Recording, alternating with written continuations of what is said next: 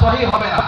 যারা সরকারের যে বিধান, রাষ্ট্রের যে বিধান, কোরআনের যে হুকুম, এটা যারা অমান্য করে তারা ইসলামের দুশমন, তারা পলাতক সরকারের দালাল, তারা ইহুদির দালাল, তারা খ্রিস্টানের দালাল, তারা ভারতের রর এজেন্ট।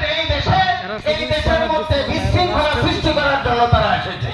অতএব তাদের প্রতিহত করা, তাদের প্রতিবাদ করা দেওবন্দি ওলামায়ে কেরামের 1 নম্বর দায়িত্ব। অতএব ওলামায়ে কেরাম তাদেরকে ছাড় দিতে পারে না। তারা যদি ওই মিশন নিয়ে আগাইতে থাকে, তারা যদি রাষ্ট্রের হুকুম, কোরআনের হুকুম, তারা কোরআন হাদিসের হুকুম না মানে, তাহলে তাদের এই দেশে থাকতে দেওয়া হবে না, তাদের পিঠের চামড়া থাকবে না ইনশাআল্লাহ। কি বলেন, রাজি আছেন?